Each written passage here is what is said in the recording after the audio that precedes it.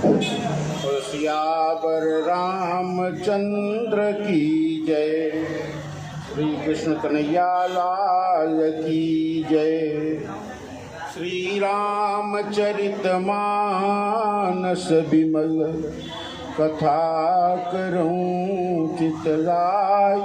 आसन आई विराजिए श्री पवन पुत्र हर्षाय। जयति कवि कुमुद चंद्रो तुलसी हर्षवर्धनस्तुलसी। सुजन चकोर कदम्बो यत कविता कौमुदीं पिबति। नीलाम्बुज श्यामल कोमलांगम सीता समारोपित वामभागम। पाणौ महासायक चारुचापं नमामि रामं रघुवंशनाथं। नमामि रामं रघुवंशनाथं। श्री कृष्ण कृष्ण सख वृष्णय भावने ध्रुव राजन्य वंश दहना। नपवर्ग वीर्य गोविंद गोद्विज सुरार्ति हरावतार। योगेश्वर अखिल गुरो भगवन् नमस्ते। कर्पूर गौरम करुणावतारम संसार सारम भुजगेन्द्रहारम। सदा वसंतं हृदयारविंदे भवं भवानी सहितं नमामि। भवं भवानी सहितं नमामि। अतुलित बलधामं हेमशैलाभदेहं। दनुज वन कृशानं ज्ञानिनामग्रगण्यं। सकल गुण निधानं वानराणामधीशं। रघुपति प्रिय भक्तं वातजातं नमामि। जय जय श्री राधारमण। जय जय नवल किशोर। जय गोपी चित चोर प्रभु। जय जय माखन चोर। जय जय माखन चोर। श्री राम कथा के रसिक बर भक्ति राशि मति धीर। आसन लीजय हृदय मह तेज पुंज कपिवीर। सियावर रामचंद्र की जय। श्री कृष्ण कन्हैया लाल की जय। चलिए गुरुजी बड़े प्रेम से अधरम मधुरम वदनम मधुरम नयनम मधुरम हसितं मधुरम हृदयं मधुरम गमनं मधुरम मधुराधिपतेरखिलं मधुरम वचनं मधुरं चरितं मधुरं वसनं मधुरं वलितं मधुरं चलितं मधुरं रमितं मधुरं मधुराधिपतेरखिलं मधुरं वेणुर्मधुरो रेणुर्मधुरः मधुरौ नृत्यम मधुरम सख्यम मधुरम मधुराधिपतेरखिलं मधुरम गीतं मधुरम गीतं मधुरम गोक्तं मधुरम शोकं मधुरम रूपं मधुरम तिलकम मधुरम मधुराधिपतेरखिलं मधुरम शरणं हरणं मधुरं रमणं मधुरं वमितं मधुरं समितं मधुरं मधुराधिपतेरखिलं मधुरं कुञ्जा मधुरा माला मधुरा यमुना मधुरा वीथी मधुरा कलिलं मधुरं कमलं मधुरं मधुराधिपतेरखिलं मधुरं गोपी मधुरा गावो मधुरा रूपी मधुरा लीला मधुरा युक्तम मधुरं मुक्तम मधुरं कृष्णम मधुरं केशम मधुरं मधुराधिपतेरखिलं मधुरं गोपा मधुरा गावो मधुरा यशिर मधुरा श्री शिर मधुरा दलितं मधुरं फलितं मधुरं मधुराधिपतेरखिलं मधुरं अधरं मधुरं वदनं मधुरं नयनं मधुरं हसितं मधुरं हृदयं मधुरं कमलं मधुरं मधुराधिपतेरखिलं मधुरं मधुराधिपतेरखिलं मधुरं मधुराधिपतेरखिलं मधुरं। बोलो श्री कृष्ण कन्हैया लाल की जय।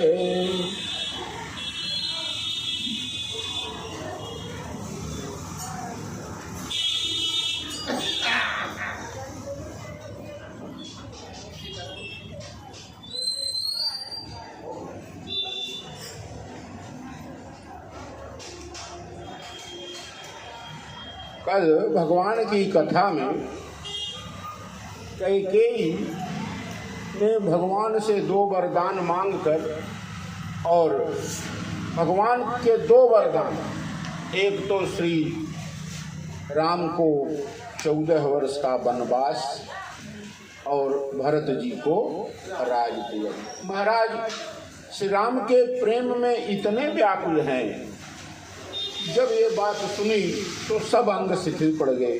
महाराज जमीन पर, धरती पर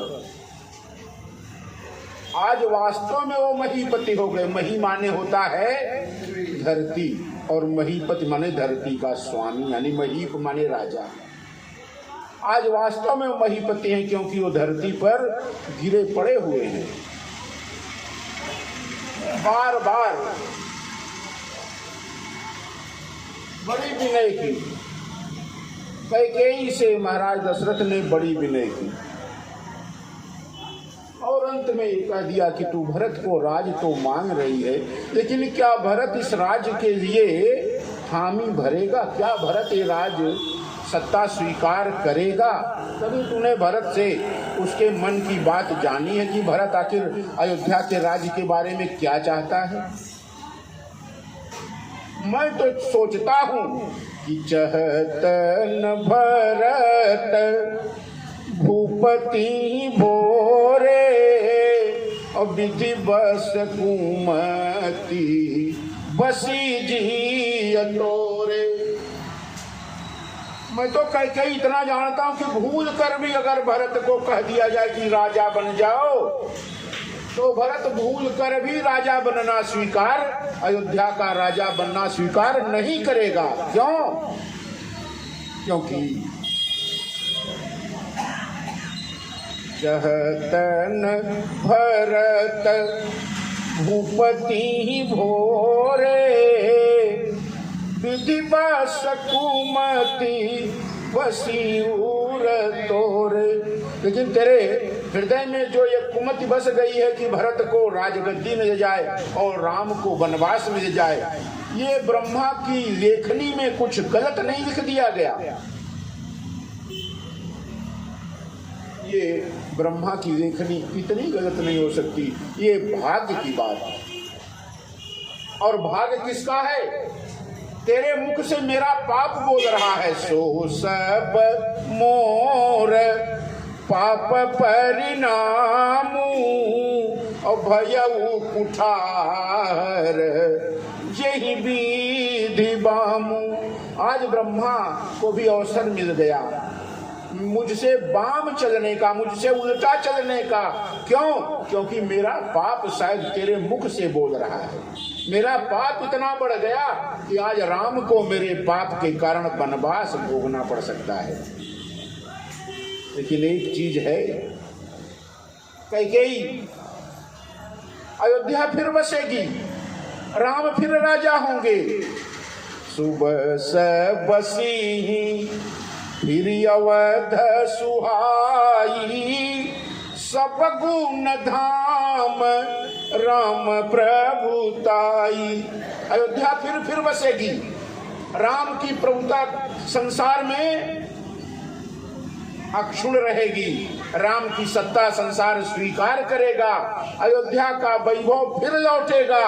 और करी हैं भाई सकल सेवकाई, हुई है तिहुपुर राम बड़ाई।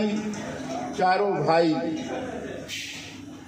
राजसत्ता का आनंद लेंगे और तीनों भाई राम की सेवा करेंगे। अयोध्या में फिर सुदिन लौटेगा, लेकिन वो दिन देखने के न मैं जिंदा रहूंगा और न तू जिंदा रहेगी। मेरे और तेरे हिस्से में क्या आएगा? राम तो फिर अयोध्या के राजा बनेंगे, चारों भाई संग रहेंगे, तीनों भाई बड़े भाई की सेवा करेंगे। आखिर मेरे और तेरे हिस्से में क्या आएगा? तोर कलंक, तेरे हिस्से में कलंक आएगा और मेरे हिस्से में मोर पछताऊ, मेरे हिस्से में पश्चाताप आएगा। तेरे नाम के आगे कैकेयी कलंक लगेगा। तोर कलंक मोर पछताऊ, अमुये हूँ न मिटी न जान ही काऊ। ये तो तेरे मरने के बाद भी मिटेगा नहीं तेरा कलंक, और मेरे मरने के बाद ही मेरा पश्चाताप बना ही रहेगा कि मैंने अपने इन नेत्रों से राम का राज तिलक नहीं देखा, राम को वनवास दिया। तो तोर कलंक, तुम्हारा जो ये कलंक, तेरा नाम कैकेयी संसार में अपमानित हो जाएगा, कलंकित हो जाएगा। कोई अपनी पुत्री का नाम कैकेयी नहीं रखेगा। और मेरा पश्चाताप में जीवन बीत गया और मेरी मृत्यु भी पश्चाताप में ही हो जाएगी। और एक चीज अब है ऐसा, अब तो ही नीक लाग करू सोई, और लोचन वोट बैठ मुँह गोई। एक कर, जो तुझे अच्छा लगे वो कर, लेकिन मेरी आंखों से दूर बैठ जा। जो राम का विरोधी है वो मेरा विरोधी, सहज विरोधी है। जो राम का विरोधी है वो मेरा सहज विरोधी है। राम का विरोध करके मुझसे सहयोग की कोई अपेक्षा नहीं, कोई अपेक्षा न करे। क्यों? क्योंकि तेरे और मेरे दोनों के जीवन में ये बात तो हो गई, अयोध्या फिर बसेगी, राम राजा होंगे, तीनों भाई राम की सेवा करेंगे, लेकिन तेरा कलंक और मेरा पश्चाताप हमेशा बना रहेगा। कैकेयी नाम कोई संसार में नहीं रखेगा और मेरे मरने के बाद ये पश्चाताप मेरा बना ही रहेगा। क्या मैंने इन आंखों से राम का राज तिलक नहीं देखा? तोर कलंक मोर पछताऊ, मुझे हूँ न मिटी न जाई काऊ। तेरे मरने के बाद भी और मेरे न रहने के बाद भी ये कलंक दोनों के साथ जाएगा। क्या होगा? अब मैं तो यही चाहता हूं कि जब लग जियो कहूं कर जोरी। अब मैं तुमसे हाथ जोड़ के विनती करता हूं, जब तक मैं जी रहा हूं, जितने भी दिन, तब तक फिर कुछ मुझसे कहने की कोशिश मत करना, कहने का प्रयास मत करना। अब मैं तुझसे किसी भी बात पर बात करना नहीं चाहता, मैं तेरा त्याग करता हूं करके। क्यों? क्योंकि फिर पछतई है सी अंतय भागी। क्योंकि तेरे और मेरे जीवन में पछतावा, पश्चाताप ही अब बाकी है और कुछ नहीं। तेरे नाम का कलंक और मेरे लिए पश्चाताप, दो ही चीज बाकी है। ऐसा कहकर महाराज धरती पर गिर, और जब धरती पर गिर पड़े तो मुंह से अचानक निकला राम राम रट बिकल भुआलू जनु बिनु पंख विहंग बेहालू। करुणा का रस गोस्वामी जी ने उसे कूट कूट के भर दिया।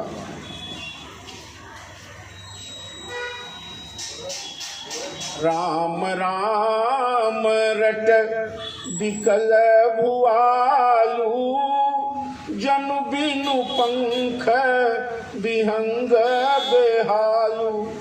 राम राम रटने लगे भगवान। ऐसा लगता है जैसे किसी पक्षी के पर काट दें और वो छटपटाता रहे, क्योंकि पक्षी के पर ही हैं जिससे वो एक स्थान से दूसरे स्थान तक जा सकता है।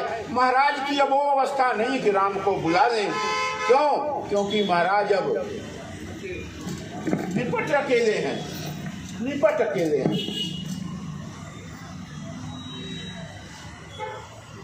अब मुंह से अचानक ही निकलता है राम राम रट बिकल बुआलू जनु बिनु पंख विहंग बेहालू। कटे हुए पर से पक्षी जिस प्रकार से उड़ान नहीं भर सकता, महाराज राम राम राम राम रटते हैं और मन में कहते हैं हृदय मनाव भोर जनि होई राम ही जाई कह जनि कोई। महाराज दशरथ अपने हृदय में मनाते हैं, अपने हृदय में भगवान की प्रार्थना करते हैं, प्रभु आज की रात बीतने मत दो, आज की रात मत बीतने दो, आज की रात की सुबह मत करो महाराज। क्यों? क्योंकि जब सुबह होगी तो राम भी उठेगा तो उसको भी पता चलेगा कि आज मुझे कहाँ जाना है। इसलिए हृदय मनाव भोर जनि होई राम ही जाई कह जनि कोई। उदऊ करऊ जनि रवि रघुकुल गुरु अवध बिलो की सुल हुई है उर। अगर सुबह नहीं होगी, सूर्यदेव को मनाते हैं उदऊ करऊ जनि। हे रघुकुल के वंश में पैदा होने वाले भगवान सूर्य, मैं आपसे प्रार्थना करता हूँ आज मत उगिए, सुबह है। उदऊ करऊ जनि रवि रघुकुल गुरु अवध बिलो की सूल हुई है उर। क्योंकि हृदय में ऐसे भाव कैकेयी ने दे दिए हैं जैसे सुबह होगी वो भाव फिर ताजा हो जाएगा महाराज। इसलिए आज की रात को इतनी लंबी कर दीजिए, इस रात की कोई सुबह न हो। गोस्वामी जी लिखते हैं भूप प्रीति कई कठिनाई उभ उभय अवध बीच रची बनाई। ब्रह्मा ने दोनों को बनाया है। कैकेयी चाहती है कि आज की रात जल्द से जल्द बीत जाए, और दशरथ जी चाहते हैं कि आज की रात न बीते। वाह रे ब्रह्मा, तेरी लेखनी एक साथ कैसे दोनों काम करती है। एक चाहता है कि रात जल्दी बीते, और एक चाहता है कि रात की सुबह ही न हो, आज की रात बीते ही न। महाराज दशरथ चाहते हैं कि आज की रात ही रह जाए, और कैकेयी चाहती है कि आज की रात जल्द से जल्द समाप्त हो जाए, सुबह हो, क्योंकि प्रातः होत मुनि बेश धरी, जौन राम बन जाए मोर मरण राउर यजस नृप समुझई मन माय। अगर सुबह होते ही राम अयोध्या से निकल नहीं गए महाराज, तो आपको अपजस लगेगा और मेरे प्राण निकल जाएंगे, और तब इसके जिम्मेदार आप होंगे महाराज। इसलिए कैकेयी सोचती है कि सुबह जल्दी हो, लेकिन महाराज चाहते हैं कि आज की रात की सुबह न हो।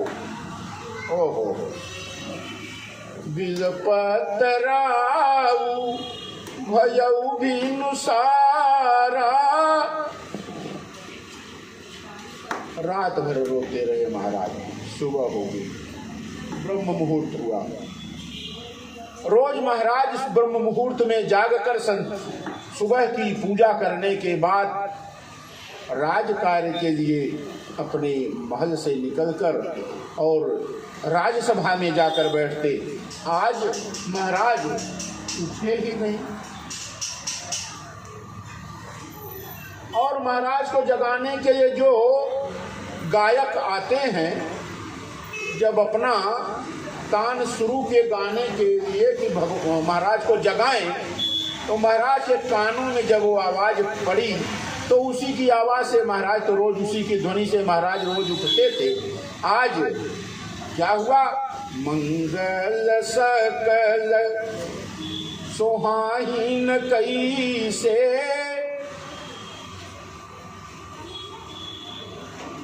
सहगामिनी विभूषण जैसे। महाराज को नींद नहीं पड़ी, और राजमहल में उस रात कोई नहीं सोया। कैकेयी के भवन से जितने दास दासियां थे, कोई नहीं सोया। अयोध्या में क्या चल रहा है? अयोध्या में तो उस रात कोई सोई से नहीं रहा कि सुबह राम का राज तिलक होगा, और रात भर नृत्य का कार्यक्रम चला। लोग भगवान की पूजा किए, भजन गाए। नींद परी नहीं काऊ, राम दरस लालसाऊ छाऊ। कल राम राजा बनेंगे तो उनके दर्शन होंगे, इसी लालसा में पूरी अयोध्या जाग रही है। द्वार वीर सेवक सचिव, कहीं उदित रवि देख।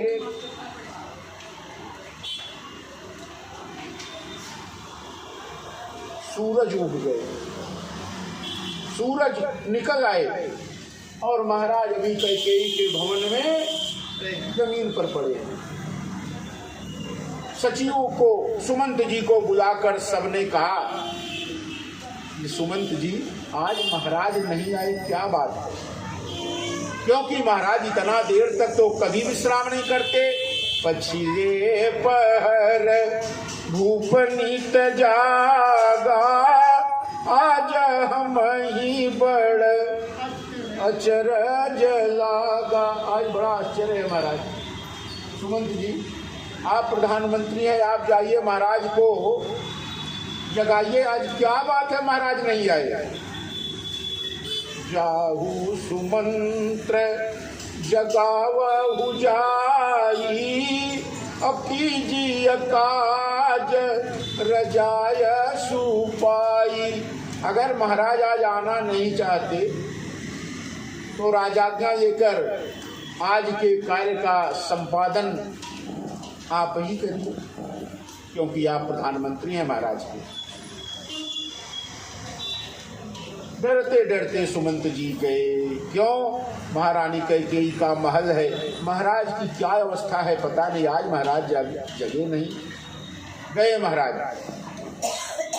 जब जा रहे हैं तो ऐसा लगता है कि कोई पकड़ के अभी खा जाएगा। गोस्वामी जी ने लिखा है कि धाई खाई, ऐसा लगता है कि कोई पकड़कर अभी खा जाएगा। महल में इतना भयानक दृश्य उपस्थित है, डर लगता है सुमंत जी को। ऐसा लगता है कि विपत्ति का, विषाद का बसेरा हो गया है। हर ओर से सूनेपन की झलक दिखती है। आखिर आज क्या हो गया है कि आज जो राजमहल में हर जगह हंसी गूंजती थी, आज विपत्ति विषाद ने अपना स्थान बना लिया है। पूछते हैं आज क्या बात, राजमहल में आज कुछ अच्छा नहीं लग रहा है। पूछे कौन उतर गए जे भवन भूप कैकेयी। तब कैकेयी के महल में जाते हैं, क्योंकि सुबह हो गई, महाराज उठते तो राजमहल में तो होते, राजमहल में भी नहीं दिखाई पड़े। तो सुमंत जी कहाँ गए? कैकेयी के भवन में। देखा, रे बाप रे, महाराज कहाँ सोए? जमीन पर। कही जय जीव। सुमंत जी ने कहा, अवधेश नरेश चक्रवर्ती महाराज दशरथ की जय हो, और बैठ गए वहीं। कही जय जीव बैठ सिरुनाई, देखी भूप गति गयऊ सुखाई। महाराज की दशा देखी तो सूख गया, मुख सूख गया, चेहरे का रंग उड़ गया सुमंत जी के। देखते हैं तो महाराज कैसे सोच विकल, महाराज कुछ सोच रहे हैं, व्याकुल हैं। विवरण बाल जो हैं छिटके हुए हैं। मही पर मानहु कमल मूल परिहरऊ। ऐसा लगता है किसी ने कमल के पुष्प को जल से उखाड़ के बाहर फेंक दिया है। और डरते भी हैं, क्या पूछें, किससे पूछें? सचिव सगीत सकहीं नहीं पूछी, हमारे डर के पूछते नहीं। तो बिना सुमंत जी के पूछे ही, बिना सुमंत जी से महाराज ने कोई बात नहीं की, तो सुमंत जी ने माँ कैकेयी से पूछा भी नहीं। तो कैकेयी कहना खुद शुरू करती है। क्या? अगरा देखिए, अपने मन से बता रही है। परी न राजही नींद निसी, हे तू जान जगदीश, राम राम रट भोर किया, कही न मरम महीश। सुमंत जी, सुमंत जी, परी न राजही नींद निसी। महाराज दशरथ आज रात भर जगे रहे, सोए नहीं। क्या कारण है महारानी? कैकेयी ने कहा, कारण तो मुझे भी पता नहीं। कैकेयी क्या कहते सुमंत जी से कि कारण मुझे भी नहीं पता, और महाराज ने कुछ मुझे बताया भी नहीं। परी न राजही नींद निसी, हे तू जान जगदीश। ये तो भगवान जाने क्या क्यों ऐसी स्थिति है महाराज की। हाँ, एक बात है, रात भर जब होश में रहे तो राम का नाम याद किया। राम राम रट भोर किया, कहीं न मरम महीश। लेकिन अंदर क्या चल रहा है महाराज ने कुछ अपना मर्म बताया नहीं।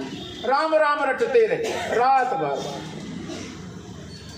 तो ऐसा करिए, आप जाइए राम को ही बुला लाइए। हो सकता है राम से कहें, कुछ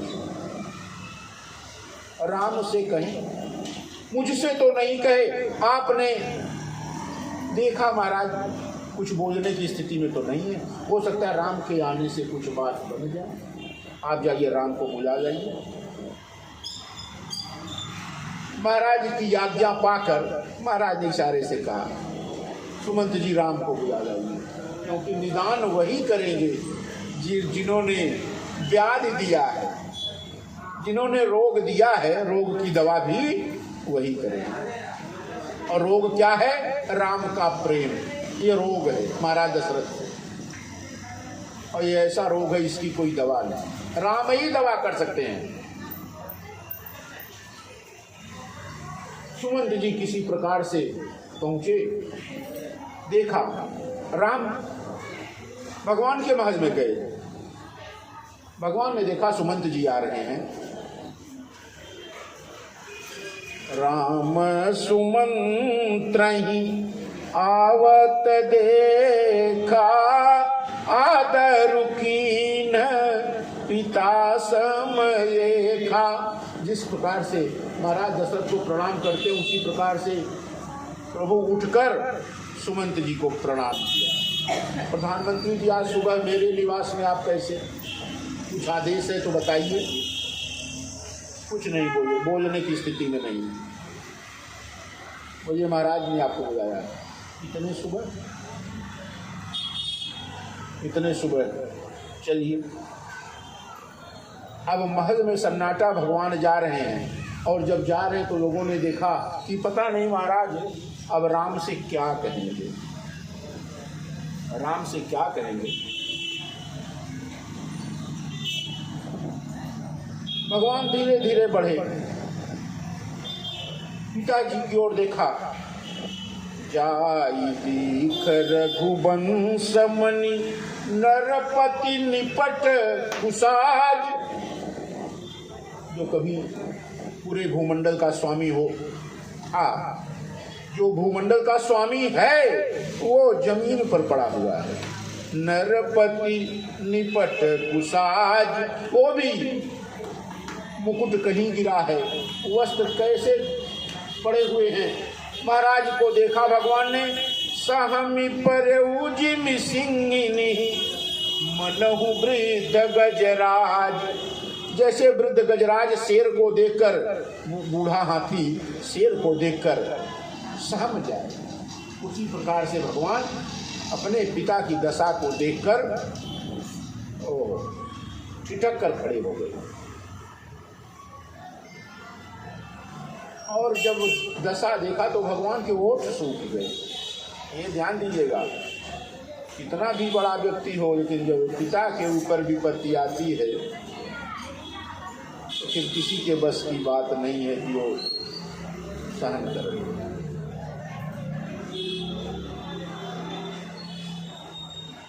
ओठ सूख गए भगवान के।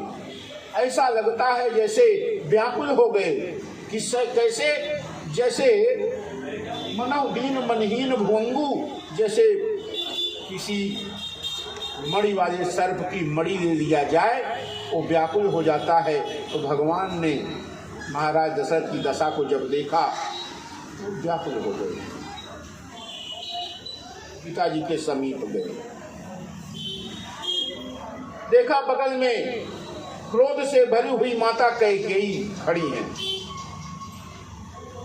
ऐसा लगता है ये महाराज की मौत की घड़ी गिन रही हैं। और भगवान का स्वभाव वही करुणामय मृदु राम सुभाऊ, प्रथम दीख दुख सुनान काऊ।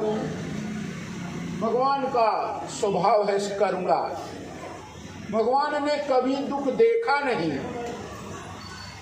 सुनने की तो बात छोड़िए, किसी ने भगवान को न दुख दिखाया और न भगवान कितने आनंद में रहे। महाराज दशरथ के आगे आएगा। करुणामय मृदु राम सुभाऊ, प्रथम दीख दुख सुनान काऊ। दुख तो सुना ही नहीं, अब पिताजी को जब देखे तो धैर्य धारण कर भगवान बड़े धैर्यशाली अपनी माँ से पूछ रहे हैं, कैकेयी से पूछ रहे क्या? मोहि कहु मातु तात दुख कारण। माँ, पिताजी के दुख का क्या कारण है? आखिर जमीन पर क्यों लेटे हुए हैं? महाराज तो ऐसे कभी जमीन पर नहीं सोते। आखिर क्या कारण, दुख का कारण क्या है? और करिया जतन जई होई निवारण। वो बता, वो कौन सा उपाय है जिससे पिताजी का दुख दूर हो जाए? वो कहती क्या है? सुनहु राम सब कारण ये राजहि तुम पर बहुत स्नेहु। महाराज के दुख का ये कारण है कि आपका प्रेम, आपसे बहुत प्रेम करते हैं। आपके पिताजी महाराज राम तुमसे बहुत प्रेम करते हैं, वही प्रेम का कारण है इनकी ये दशा हुई है। अरे माँ, प्रेम का ये कारण है? राजा ही तुम पर बहुत स्नेहु। नहीं, और कुछ कारण होगा माँ, हो सकता है। अरे हाँ, और तुम्हारे प्रेम के कारण ये है, इनका कष्ट का कारण ये है तुम्हारा प्रेम। लेकिन तुम्हारा प्रेम अगर कारण है तो एक कारण मैं और बताती हूँ कि तुम्हारा प्रेम बाधा कैसे पड़ रहा है उसमें। देन कहे मोहि तुई बरदाना, मांगे जो कछु मोहि सोहाना। बहुत दिन पहले 2 वरदान मुझे देने को कहे थे, अब समय आया तो मैंने मांग लिया। सो सुनि भयऊ भूपऊ सोचू, छाड़ी न सकई तुम्हारा संकोचू। मैंने मांगा तो 2 वरदान मांगे, और दोनों वरदान का एक कारण ये है कि तुम्हारा प्रेम, तुमसे इतना प्रेम करते हैं कि तुम्हें छोड़ नहीं सकते। महाराज इतने प्रेम में व्यथित हैं, और ऐसा तो नहीं क्योंकि महाराज नीतिवान है, गुणवान है।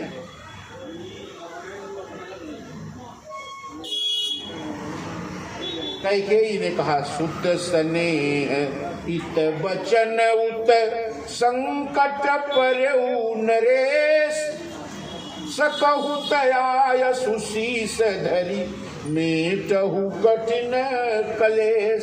राम, ये तुम्हारे ऊपर है। अगर तुम चाहो तो महाराज की ये जो कष्ट की स्थिति है ये समाप्त हो जाए। माँ, मेरे चाहने से पिताजी का कष्ट समाप्त हो जाएगा, तो पूरी तरह 100% समाप्त हो जाएगा। अगर मेरे कारण पिताजी का कष्ट समाप्त हो जाएगा तो जल्दी से बताओ, मैं वो कारण खोज कर उसको समाप्त करने का काम करूँगा। मैं तुम्हारा प्रेम शुद्ध स्नेह इत वचन उत, एक तो तुम्हारा प्रेम और दूसरी ओर महाराज का वचन, इन दोनों के बीच में महाराज झूल रहे हैं। संकट परऊ नरेश, महाराज तो संकट में घिर गए हैं। और सकहु तो आय सुशीस धरी मेटहु कठिन कलेश। अगर तुम चाहो तो इस पूरे संकट को समाप्त कर सकते हो, हल कर सकते हो। ये निधड़क कहती है। निधड़क मतलब बेधड़क, बिना कुछ सोच विचार के राम को कहती है। और भगवान पिता के लिए कुछ भी करने को तैयार है। कौन सा है महाराज? माँ, आखिर वो कौन सा? मुख मुस्काई भानुकुल भानु, राम सहज आनंद निधानु। राम की मूर्ति ऐसी है, सहज आनंद में रहते हैं। प्रभु सहज आनंद में रहते हैं, इसलिए उनका एक नाम है जो आनंद सिंधु सुख राशि, सी करते त्रैलोक सुपासी, सो सुख धाम राम यस नामा, अखिल लोक दायक विश्रामा। राम का नाम वशिष्ठ जी ने इसीलिए रखा, क्या? राम सहज आनंद है। राम का नाम, राम की मूर्ति, आनंद की मूर्ति देखनी है तो राम का विग्रह देख लीजिए, वो आनंद है, वही आनंद है। आनंद की कोई मूर्ति नहीं है, लेकिन अगर आनंद का स्वरूप देखना है तो श्री राम का स्वरूप देख लीजिए, वही आनंद की मूर्ति है। वशिष्ठ जी ने इसीलिए भगवान का नाम क्या रखा है? राम, क्योंकि राम सहज आनंद निधानु। राम सहज आनंद है। भगवान हंसने लगे मन में, मन मुस्काई भानुकुल भानु, राम सहज आनंद निधानु। सहज आनंद क्या बोलते हैं भगवान? सब प्रकार के कष्ट को भूल गए भगवान, क्योंकि माँ कैकेयी ने कहा अगर चाहो तो तुम दवा दो तो महाराज उठ के बैठ जाए। ऐसा कौन सा पुत्र है जो नहीं चाहेगा कि उसका पिता सुख से रहे?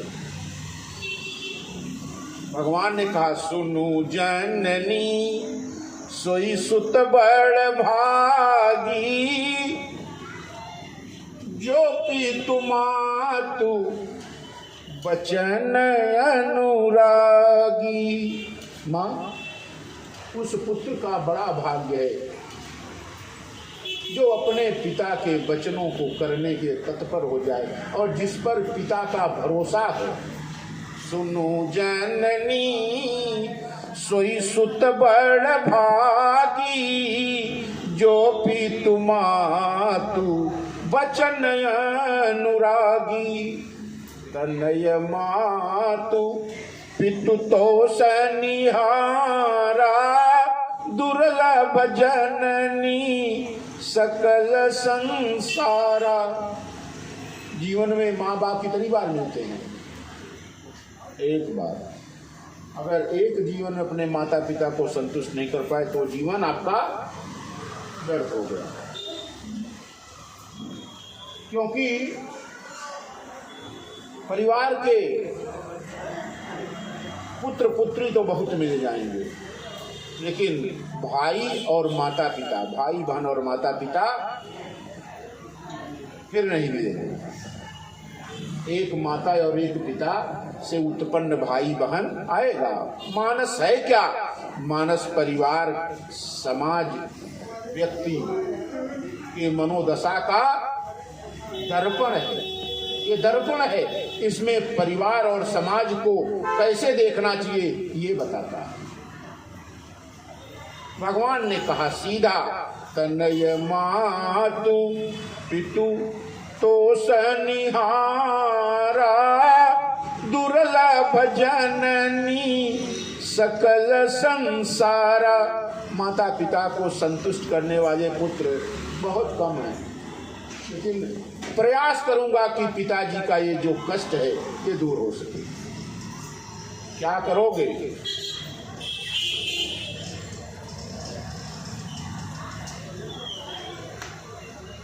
ठीक है, आपने वरदान मांगा है महाराज, माँ तो मेरे हित की बात है, लेकिन पिताजी का प्रेम है।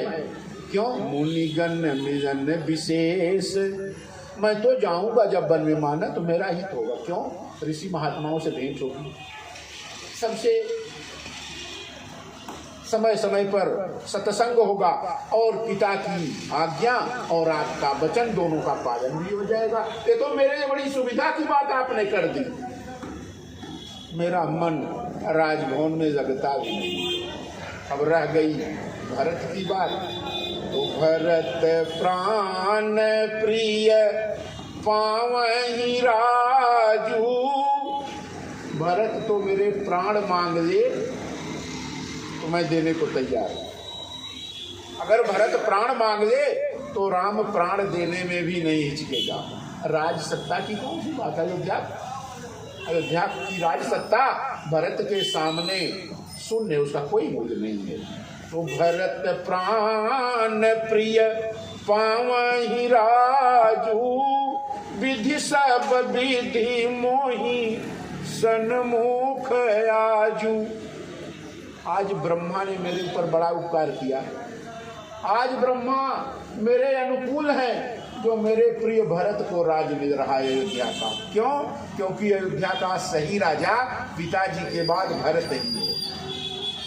अयोध्या का सही उत्तराधिकारी माँ आपने बिल्कुल सही चुना है। पिताजी के बाद अयोध्या का उत्तराधिकार भरत को ही मिलना चाहिए। इसलिए जो न जाऊं बनई से हूँ काजा, प्रथम गनीय मोही मूढ़ समाजा।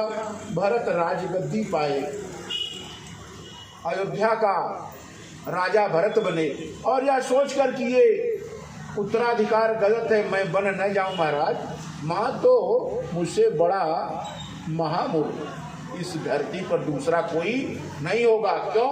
सेवहिय रेणु कल्प तरु त्यागी, परिहरि अमृत यही विष मांगी। अरे कल्प वृक्ष को छोड़कर कोई रेण के पौधे की सेवा करेगा? क्या कोई ऐसा व्यक्ति है जो अमृत के जगह पर विष लेगा? भरत की महानता है कि वो अयोध्या स्वीकार कर दे, क्योंकि राजसत्ता सुख नहीं देती, राजसत्ता में कर्म करना होता है। और ये भरत के ही बस की बात है कि अयोध्या के राजसत्ता को का निर्वाह भरत ही कर सकता है फिलहाल। इसलिए माँ भरत को राजा बिल्कुल सही बनाया है, और मैं इस समय ही बन जाने को तैयार हूं। लेकिन एक बात है, अम्ब एक दुख मोहि विषेखी, निपट विकल। एक बड़ा कष्ट है महाराज। क्या? निपट विकल नर नायक देखी। महाराज इतनी छोटी सी बात के इतने व्याकुल हैं, भूमि पर पड़े हुए हैं, राम को त्याग नहीं सकते, राम का लोभ संवरण नहीं कर सकते। नहीं माँ, ऐसी बात नहीं है, बात कुछ और है। इसी बात का कष्ट है कि पिताजी कुछ नहीं कर रहे, जाकर उनको क्या कष्ट है, क्योंकि पिताजी को होश ही नहीं। महाराज दशरथ को जमीन पर पड़े हुए होश नहीं है। प्रभु कहना शुरू करते, थोरे बात पितहि दुख भारी, होत प्रतीतन मोहि महतारी। माँ मुझे विश्वास नहीं होता, राम जैसे तुच्छ प्राणी के लिए, देखिए राम खुद कह रहे हैं कि राम के लिए पिताजी महाराज की इतनी बुरी दुर्दशा हो जाएगी, ये मुझे विश्वास नहीं होता। तब राहु धीर महाराज बड़े धैर्यवान हैं, ये धैर्य के समुद्र हैं, इसीलिए इतनी बात पर तो नहीं। भामोहिते कछु बड़ा अपराधु, राम से कुछ बड़ा अपराध हुआ माँ, इसे मुझसे नहीं बोल रहे। राहु धीर गुण उदधि अगाधु, अभय मोहि ते कछु बड़ा अपराधु। पिताजी महाराज इतनी छोटी बात पर इतने व्याकुल नहीं होंगे। काते मोहिन कहत कछुराऊ, अमोरा शपथ तुम कह सती भाऊ। माँ मेरी सौगंध है तुझे, तू बता। पिताजी तो मुझसे नाराज हैं। अगर नाराज नहीं होते तो कम से कम पिताजी ये बात तो कहते ना कि राम तुमने अपराध किया है। मैंने शायद इतना बड़ा अपराध किया कि पिताजी ये भी नहीं कहना चाहते कि मेरा अपराध क्या है। रो रे हूँ बात पितहि दुख भारी, होत प्रतीतन मोहि महतारी। माँ विश्वास करने की बात नहीं है। क्यों? क्योंकि ताते मोहिन कहत कछुराऊ, मोरी शपथ तुम कह सती भाऊ। तुम्हें मेरी शपथ है। क्या बात है? पिताजी मुझसे क्यों नहीं कह रहे हैं? सुंदर सहज भाषा में भगवान ने कई से प्रश्न किया, फिर भी वो टेढ़ी भाषा में बात करती। जैसे पानी तो सब जगह समान है, लेकिन जोंक जब भी चलती है तो टेढ़े ही चलती है, क्योंकि उसकी वही स्थिति है। वो सीधा जोंक सीधा, सर्प सीधा नहीं चल सकता। रास्ता चाहे उसको सड़क पर कर दीजिए, सड़क पर तो और नहीं चल पाएगा। तो जो टेढ़े चलते हैं उनको कितना भी सुगम मार्ग दीजिए, वो सही बात नहीं करेंगे। भगवान ने बहुत सही सरल भाषा में पूछा तो भी कई उल्टी जवाब देती है। क्या? शपथ तुम्हारे भरत कयाना, हे तू न दूसर में कछु जाना। तुम्हारी शपथ है राम, शपथ तुम्हारा भरत कल्याणा, हे तू न दूसर मैं कछु जाना। भरत मैं तो कुछ नहीं जानती, तुम्हारी शपथ, भरत के यान की शपथ, मैं कुछ नहीं जानती महाराज को क्या हुआ है, फिर भी झूठ बोलती। और रही तुम्हारे अपराध की बात, तो तुम अपराध जोग नहीं ताता, जननी जनक बंधु सुख दाता। रही तुम्हारे अपराध की बात, तो राम तुम अपराध के योग्य हो ही नहीं। तुमसे तो कोई अपराध होता ही नहीं। तुमसे तो माता पिता भाई बहन जितने भी संबंधी हैं अत्यंत प्रसन्न हैं, और तुम जो कहते हो वही करते हो, ये सबको पता है। क्योंकि माता पिता की वचन आज्ञा का पालन ही तुम्हारा मुख्य उद्देश्य है। अभी कई चाहती है कि महाराज की बात को सुनकर राम जल्द से जल्द अयोध्या का त्याग कर दे। और कहा कि तुम सन सुवन सुकृत जेहि दीने, उचितन तासु निरादर कीने। तुम जैसा गुणवान पुत्र, तुम जैसा सत्कर्मी पुरुष पुत्र, तुम जैसा सद्धर्मी पुत्र जिस माता पिता को मिले हो, उस माता पिता की वचन आज्ञा का पालन करने में तुमको बेटा देर नहीं करना चाहिए। तुम पिता की आज्ञा का पालन करो। राम प्रभु को ऐसा लगा कि माँ जो कहना चाहती है उससे पिताजी की उल्टी इच्छा है। फिर भगवान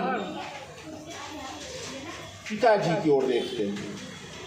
अभी भी महाराज कहाँ सोए हुए हैं? धरती पर पड़े हुए हैं। गई मूर्छा राम ही सुमिरी, दृप फिर करवट लीन, सचिव राम आगमन कही, विनय समय समुखीन। ये बात महाराज की मूर्छावस्था में हुई कई और बात समाप्त जैसे हुई वैसे महाराज की मूर्छा कम हुई। गई मूर्छा राम ही सुमिरी, नृप फिरी करवट लीन। महाराज ने करवट लिया, सुमंत जी ने उठा लिया धौला। तिरछी निगाह से भगवान को देखा। अवनी पयकनी राम पगुधारे, धरि धीरज दो नयन उघारे। धैर्य धारण कर राम की ओर देखा भगवान। अवनी पयकनी राम पगुधारे,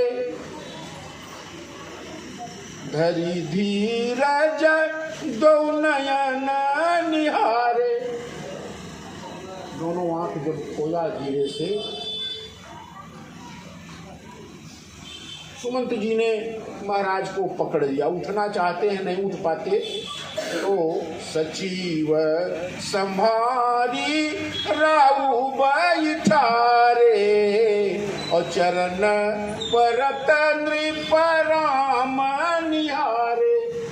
भगवान ने पिता के चरण स्पर्श किए, अब जगे, अभी तक तो मूर्छा में थे। चरण परत नृप राम निहारे, जैसे स्पर्श किया महाराज ने देखा, ओहो, लिए स्नेह बिकल उर लाई। राम को पकड़ लिया, प्रभु को पकड़ लिया महाराज दशरथ ने दोनों बाहों से।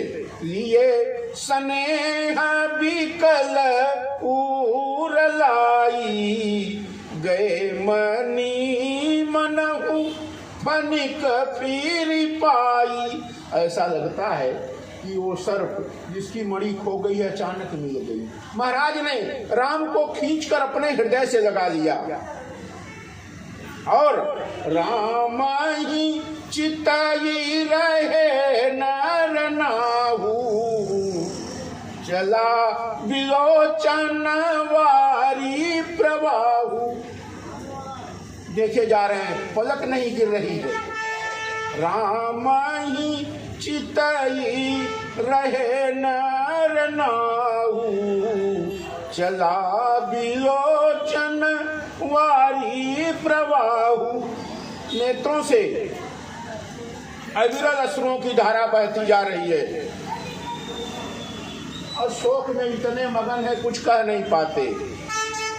शोक विवश कछु कही न पारा, हृदय लगावत बारही बारा। बार बार हृदय से लगाते हैं भगवान को, दूर ले जाते हैं, फिर खींच के लगाते हैं हृदय से। हृदय लगावत बारही बारा, विधि ही मनाव राउ मन माही, जही रघुनाथन कानन जाई। ब्रह्मा को मनाते हैं, हे ईश्वर, ऐसा कोई उपाय करिए जिससे मेरा राम अयोध्या छोड़कर वन गमन न करे, वन को न जाए।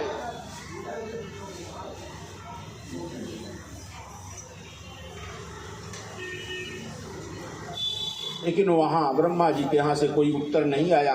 तो सुमिरी महेश कहीं निहोरी, भगवान शंकर की ओर गए। भगवान शंकर को याद किया, भोलेनाथ सुमिरी महेश कहीं निहोरी, और विनती सुनहु सदा शिव मोरी। प्रभु आप तो सदा शिव हैं, आशुतोष तुम अवधर दानी, आरती हरहु दीन जन जानी। प्रभु आप आशुतोष हैं, बड़े जल्द प्रसन्न होते हैं। मुझ जैसे दरिद्र की, मुझ जैसे निर्धन की एक बात स्वीकार कर लीजिए। क्या? तुम प्रेरक सबके हृदय, सोमति राम ही देव। वचन मोर, आप सबके हृदय में प्रेरणा भरते हैं प्रभु। आप जैसा चाहते हैं संसार का प्रत्येक प्राणी वही करता है। राम के हृदय में भी वो प्रेरणा दीजिए। वचन मोर तजी रही घर, परिहरी शील सने। राम विद्रोह कर दे, ऐसा कोई उपाय करिए कि मेरी बात न माने, राम अयोध्या छोड़कर न जाए। प्रभु आप ऐसी कोई प्रेरणा करिए जिससे राम को अयोध्या का त्याग न करना पड़े। ऐसा कोई उपाय करिए।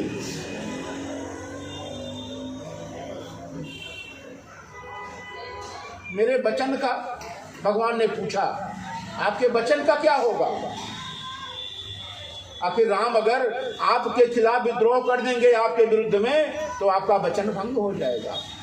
अरे महाराज, वचन की बात छोड़िए, वचन मत छोड़, मुझे नरक में डाल दीजिए। मुझे स्वर्ग की कोई इच्छा, कोई कामना नहीं है। नरक परों पर सुरपुर जाऊं, लेकिन एक काम करिए, सब दुख दुसह सहावहु मोही, लोचन ओट राम जानि होही। जितने कष्ट है महाराज सब दे दीजिए, लेकिन मेरा राम मुझसे दूर मत करिए, मुझसे दूर मत करिए मेरे राम को। जितना कष्ट है नरक में डाल दीजिए, मुझे स्वर्ग की कोई कामना नहीं है। मैं नरक में रहना स्वीकार करता हूं, लेकिन मैं राम से विछोह बर्दाश्त नहीं कर सकता। तब ऐसा मन में भगवान को मना रहे हैं। भगवान जान गए कि पिताजी का मन स्थिर नहीं है। तब भगवान ने कहना शुरू किया। भगवान ने कहना शुरू किया, क्या? तात कहूँ कछु कर बिठाई, अनुचित क्षमब जानि लरिकाई। पिताजी मैं तो अभी बालक हूँ, एक बात आपसे कहता हूँ, अगर बुरा हो तो मुझे, अनुचित हो तो मुझे क्षमा कर दीजिएगा, क्योंकि अभी मैं आपका बालक हूँ, मुझे उतना ज्ञान नहीं है। लेकिन एक बात मैं कह रहा हूँ कि अति लघु बात लागी दुख पावा। ये छोटी सी बात की जाती कभी कष्ट नहीं। काहे न मोही कही प्रथम जनावा। मुझे पहले बता देते तो आपकी ये दशा नहीं होने पाती। ये कौन सी बड़ी बात है महाराज? ये अगर आप पहले मुझे बता दिए होते इतना,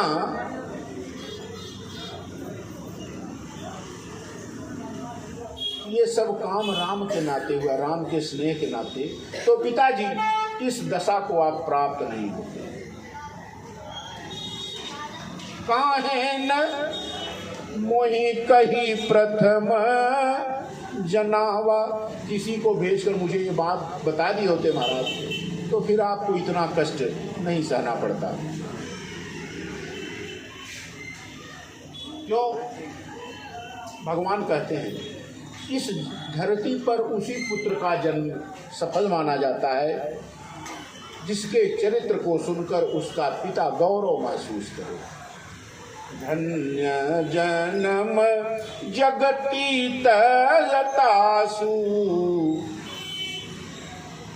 उसी पुत्र का जन्म सफल है। पितु ही प्रमोद चरित सुनी जासु। जिसके पुत्र के चरित्र को सुनकर पिता का मान बढ़ जाए, पिता गौरव महसूस करे, वही पुत्र धरती पर पुत्र कहलाने योग्य है। वरना दुनिया के तो पुत्र हैं, अगर कोई गलत कार्य करके आए तो पिता को भागना पड़े तो क्या मतलब। भगवान ने कहा धन्य जन्म जगती तलतासु पितो ही प्रमोद चरित सुनि जासु चारी पदारत करत लता के प्रिय पितु मातु प्राण समझा के। उस पुत्र के हाथ में धर्म अर्थ काम मोक्ष चारों पदार्थ अपने आप उपस्थित हैं जो अपने माता पिता से अतिशय प्रेम करता हो। उस पुत्र को न गंगा स्नान की जरूरत है न तो किसी धर्म कार्य की जरूरत है। अगर अपने पिता के हृदय में वो जगह बना पाया तो उस पुत्र के लिए इससे बड़ा और न कोई धर्म है न कोई अर्थ है न काम है और न मोक्ष की कोई आवश्यकता है। तो ही प्रमोद चरित सुनि जासु, क्योंकि ऐसे पुत्र के चरित्र को सुनकर पिता का मान, पिता का सम्मान, पिता का गर्व बढ़ जाता है। तो भगवान ने कहा कि ये मैं प्रयास करूंगा पिताजी कि आपका जो मान सम्मान है वो बना रहे, मेरे कारण आप नरक में जाएं तो बताइए मेरा कितना अपमान होगा। और एक चीज और, मैं कोई बहुत दिन के तो जा नहीं रहा, माता ने 14 वर्ष का वनवास मांगा है तो आय सुपाली जन्म फल पाई, और आपकी आज्ञा का पालन कर लूं, जन्म का फल मिल जाए, पिता की आज्ञा का पालन हो जाए और फिर मैं 14 वर्ष के बाद तो आपके पास आ ही रहा। फिर आपको इतना क्यों, आपको इतनी चिंता क्यों है? कोई बात नहीं, आप मुझे आज्ञा दीजिए, तब तक मैं माँ कौशल्या से आज्ञा लेकर आता हूँ। तो भगवान कहाँ गए?